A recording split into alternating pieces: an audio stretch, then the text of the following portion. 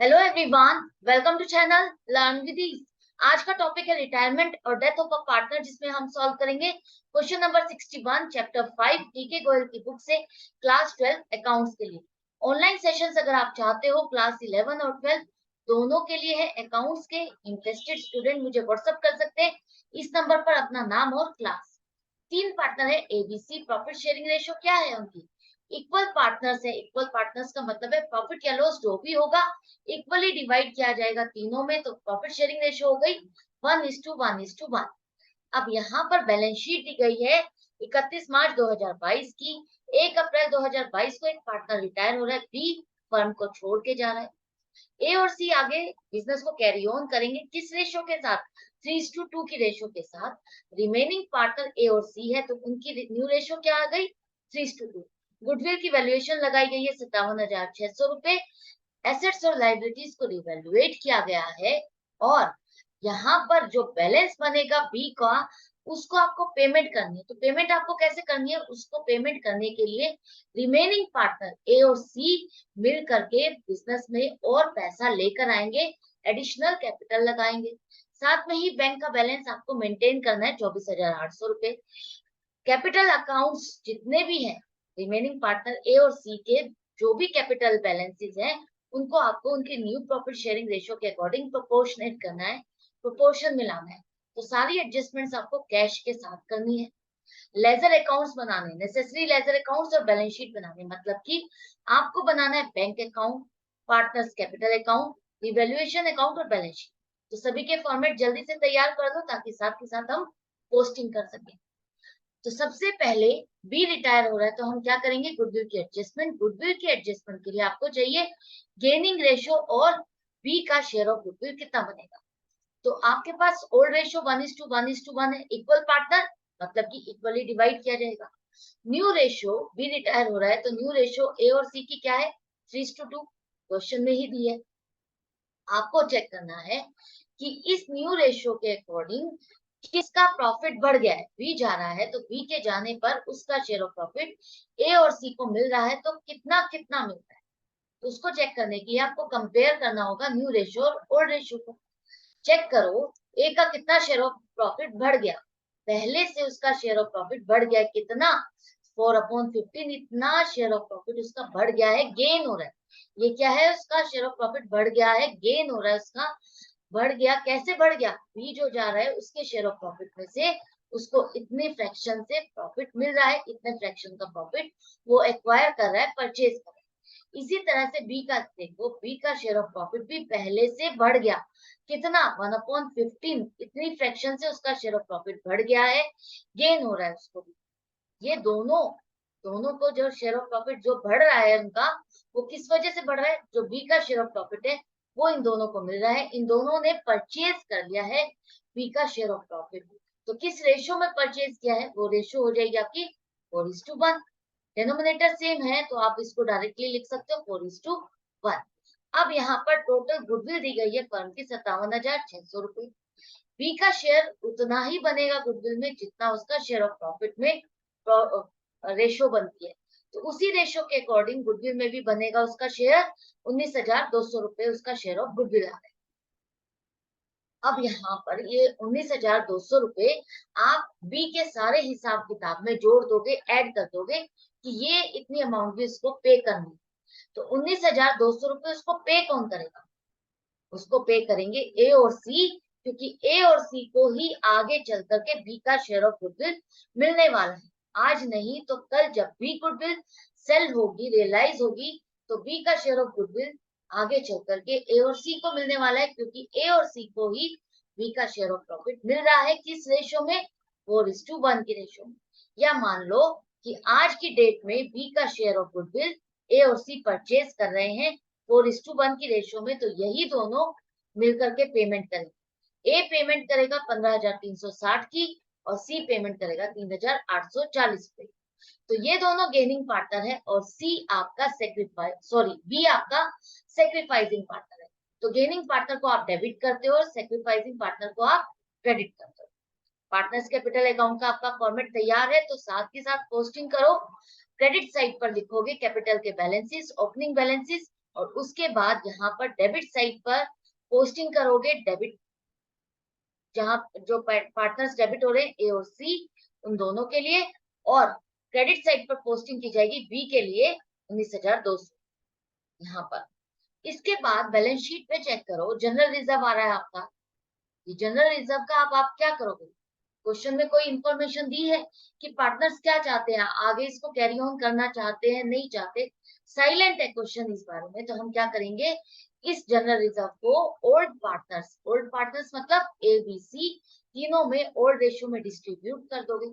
General reserve credit balance है, profit है तो पार्टनर्स के अकाउंट में आप क्या कर रहे हो, ट्रांसफर कर रहे हो, तो प्रॉफिट है तो पार्टनर्स के अकाउंट में भी ये क्रेडिट किया जाएगा 10,000 10,000 10,000।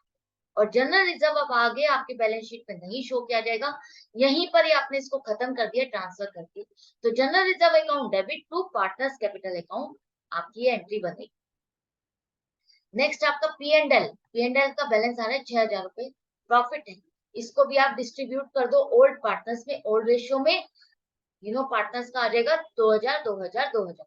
एंट्री क्या बनेगी, P and L account debit 6,000 रुपए टू पार्टनर्स कैपिटल अकाउंट 2,000 2,000 2,000 रुपए। तो यहाँ पर ये पी एंड एल अकाउंट भी बैलेंस आपका खत्म हो गया, बैलेंस शीट में आप नहीं शो करोगे। अब बैलेंस शीट में जितने भी एक्यूमुलेटेड प्रॉफिट्स रिजर्व्स जो भी थे हमने डिस्ट्रीब्यूट कर दिए। अब बारी आ जाती है रिवैल्यूएशन की। रिवैल्यूएशन में एक एक इन्फॉर्मेशन पिक करो।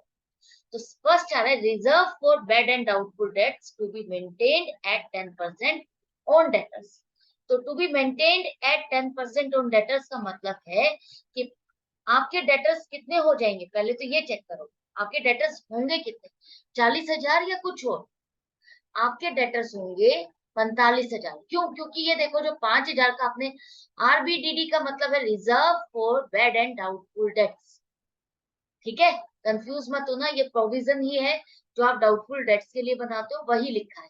तो ये 5,000 जो आपने प्रोविजन बनाया था डाउटफुल डेट्स के लिए, कि आपको लग रहा था कि पैसे डूब जाएंगे, क्या इससे रिलेटेड इसके अगेंस्ट कोई आपके बैड डेट्स हुए हैं?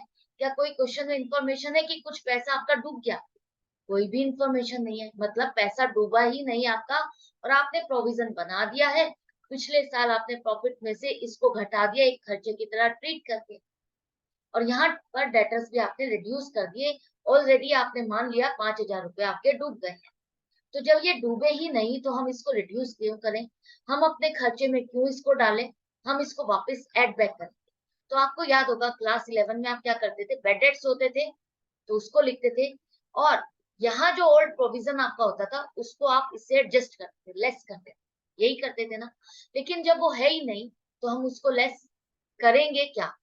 जब बेड डेट्स है ही नहीं तो हम क्या करेंगे, बेड डेट्स नहीं है तो वापस पूरा का पूरा लेस तो आप कर दोगे 5,000 रुपए, किसमें से, जो नया प्रोविजन आप बनाने वाले हो। नया प्रोविजन आपको 10% में, 10% ऑन डेटर्स, तो डेटर्स अब आपके वापस कितने हो गए, 5,000 रुपए जो डेटर्स बेड डेट्स हुए ही नहीं तो आप वापस ऐड कर दोगे। वापस आपके अच्छे वाले डेटर्स कितने हो गए अब, 45,000। इस 45,000 पर अब आप 10% का प्रोविजन करोगे तो वो आएगा 4,500 रुपए। आई होप आपको अच्छे से समझ में आ गया।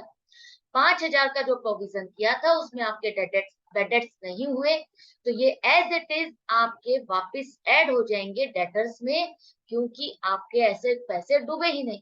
तो अच्छे डेटर्स आपके दोबारा से 45,000 बन गए। इस पर अब आप प्रोविजन करोगे नया 10%, तो वो 4500। ये नया प्रोविजन करना है आपको, नया खर्चा डाल 4,500 रुपए का नया खर्चा डालना है। आप मान रहे हो 4,500 रुपए डूब जाए। इसी तरह से आपका 5,000 रुपए का जो आपने खर्चा डाल दिया था वो खर्चा हुआ ही नहीं तो आप इसको ऐड बैक करोगे। तो एक तरह से ये प्रॉफिट एंड लॉस अकाउंट में आप डेबिट करते हो और ये आप क्रेडिट करते हो।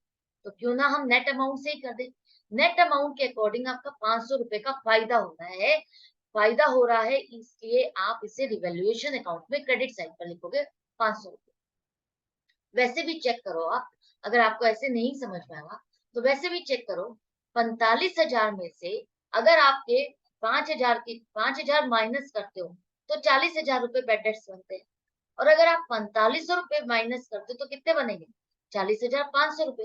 तो आपकी एसेट बढ़ गई, डेटर्स आपके बढ़ गए 500 रुपए से, तो वो आपके लिए फायदा है तो आप रिवैल्यूएशन में क्रेडिट साइड पर लिखोगे।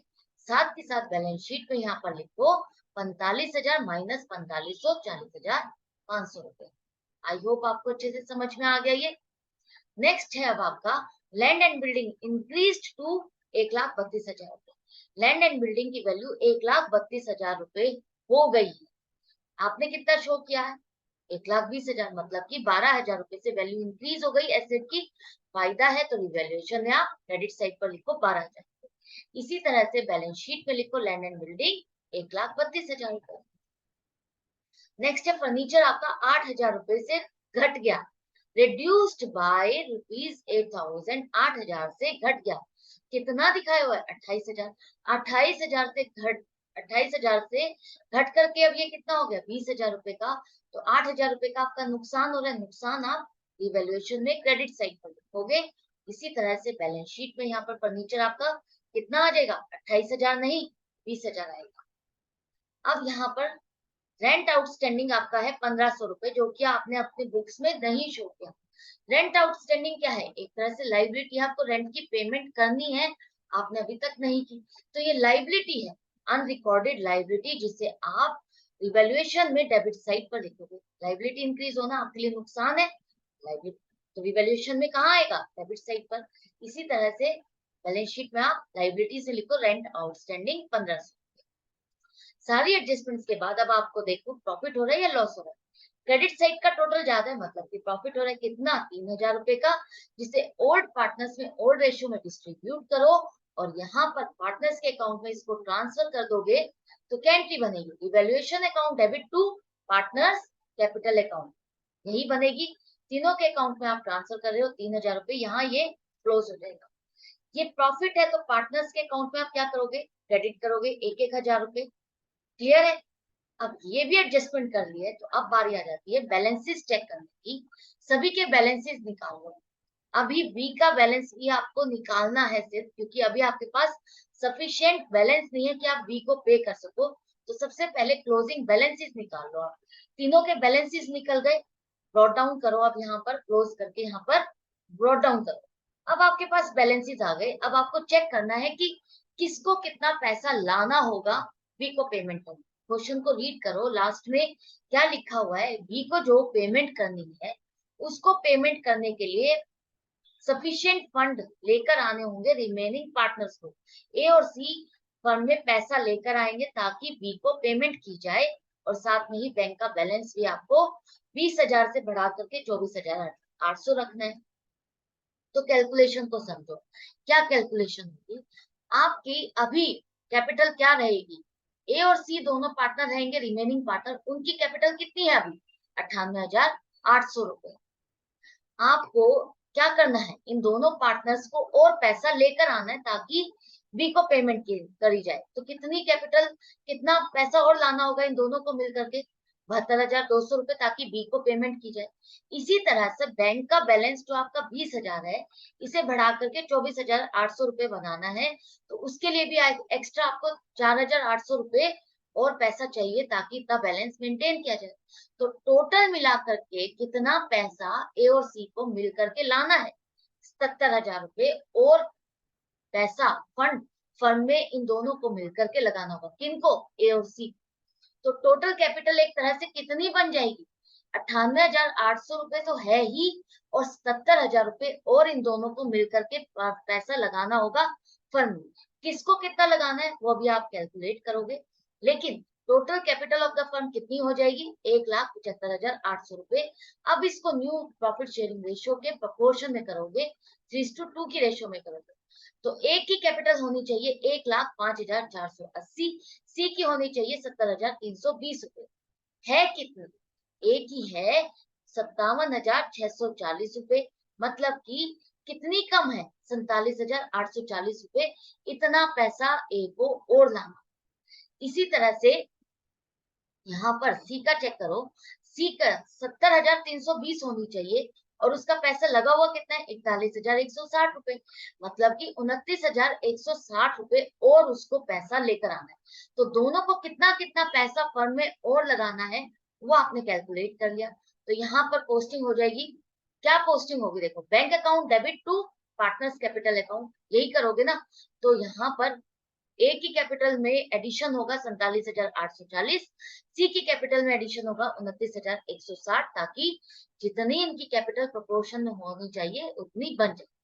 अब बारी आती है बी को पेमेंट करने की। अब फर्म में पैसा आ गया है, बी को पेमेंट की जा सकती है, तो टू बैंक अकाउंट आप यहाँ पर लिखो 72,200 रुपए, और एंड में बैलेंस आ जाएगा दोनों पार्टनर्स का, और टोटल लिख दो दोनों साइड पर।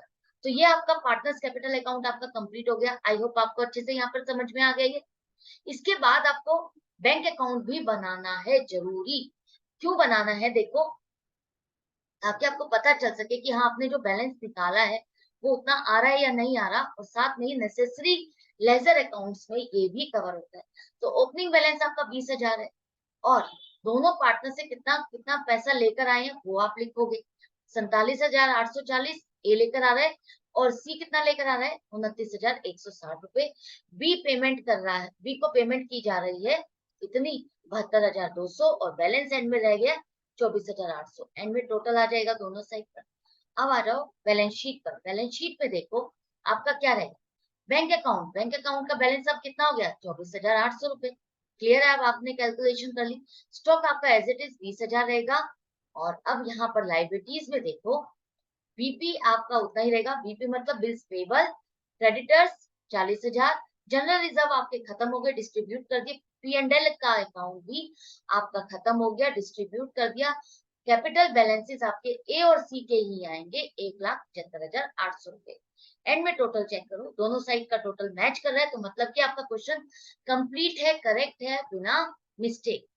तो आई होप आपको अच्छे से समझ में आ गया है प्रोपोर्शनेट कैपिटल किस तरह से बनानी है, किस तरह से आपको इस क्वेश्चन को अटेम्प्ट करना है step by step with working notes. तो मैं मिलती हूँ आपसे नेक्स्ट क्वेश्चन में, नेक्स्ट वीडियो में, लेकिन आपको अपनी प्रैक्टिस जारी रखनी है। अच्छा लग रहा है तो लाइक का बटन प्रेस करना, सब्सक्राइब करो, नए हो तो शेयर करो अपने फ्रेंड्स के साथ। Good bye and take care.